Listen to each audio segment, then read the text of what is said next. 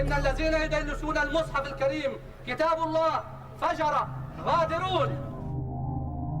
But hatred for the West is not limited to the Islamic world. Radical Islam has for years been spreading its ideology in the West.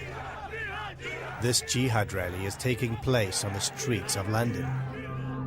The infiltration of radical Islam is so deep, it's shocking.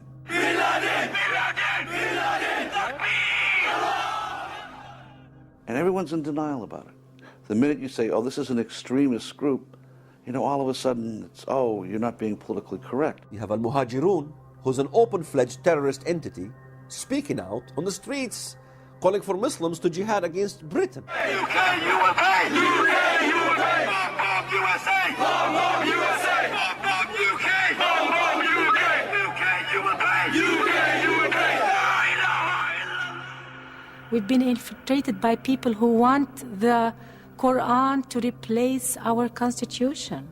أنا رحت سنة 95 لقيت خطب بتقول إن هم منطلقين للبيت الأبيض خلاص من المساجد من بعض المساجد. يعني إيه منطلقين للبيت الأبيض؟ يعني كان واحد بيقول في خطبته إن إحنا ذاهبون دلوقتي إلى البيت الأبيض علشان إن شاء الله ينتصر الإسلام ويتحول البيت الأبيض إلى البيت المسلم. يعني هيروحوا يحتلوا البيت الأبيض يعني ولا؟ لا بسواد الإسلام وأفكاره سوف يتغير البيت الأبيض. Hamas has the largest infrastructure of all terrorist organizations on American soil today. They are not trying to be part of the American way of life. They are not trying to be part of our culture. They are here with an agenda to make Islam the law of the land. Just to show where our loyalty belongs to. You see this flag here? It's going to go on the floor. And to us, our loyalty does not belong to this flag. Our loyalty belongs to Allah subhanahu wa ta'ala. Takbir! Allahu Akbar! Allahu Akbar! Of course, not all Muslims are like that. But we've been infiltrated with this kind of agenda. And America has to wake up because we are strangling ourselves with our political correctness.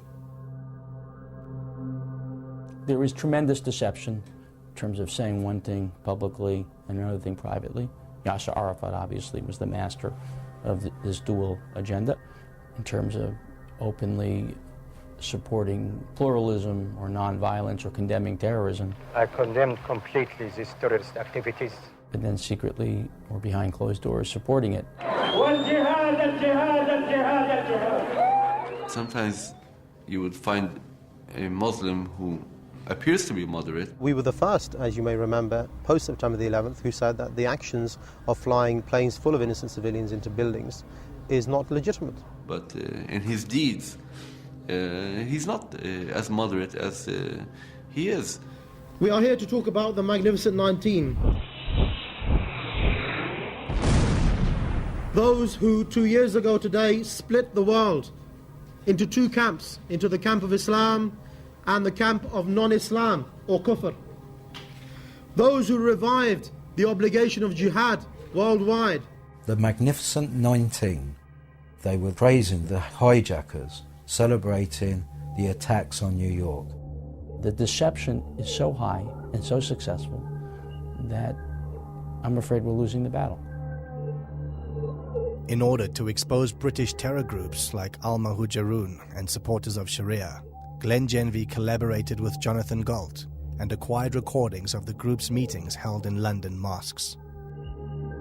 The tapes reveal open incitement to violence and terror, in particular from Abu Hamza al-Masri, who calls upon followers to kill the kuffar, or non-Muslims. What makes Allah happy? Allah is happy when a kafir is getting killed.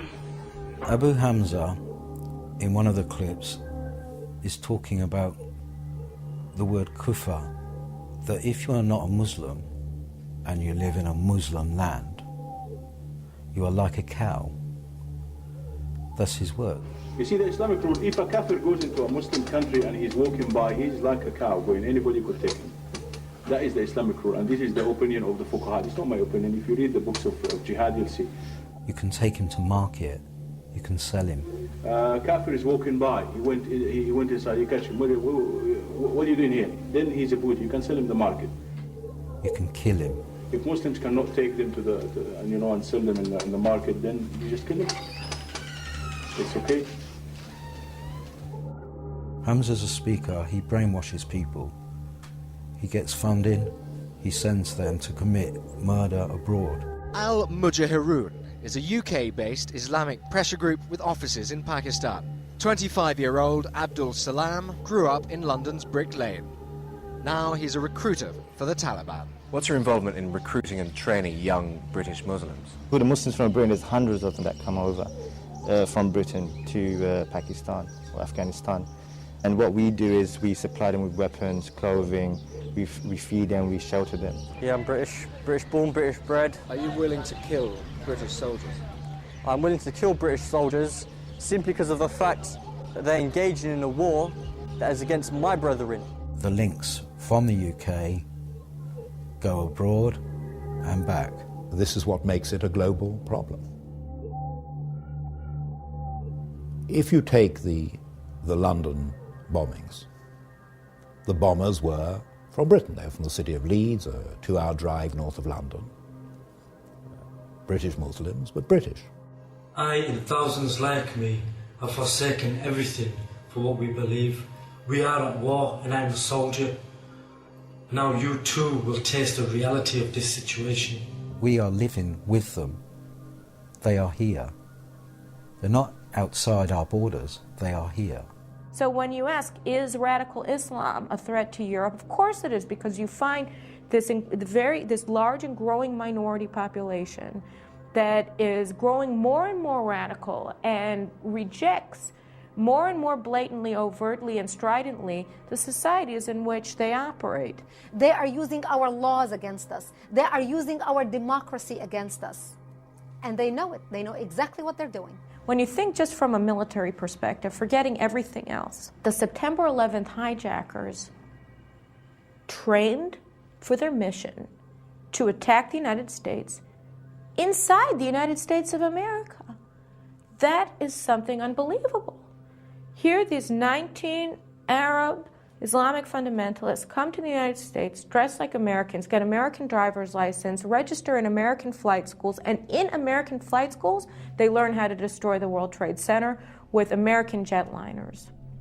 That is an unbelievable thing. That means that you don't need necessarily to have geographical territory at your disposal, because you can use the geography, use the territory of your enemies in order to destroy your enemies. That is the most postmodern type of warfare we've ever seen. I think the world, despite the number of attacks on various countries, is still in denial.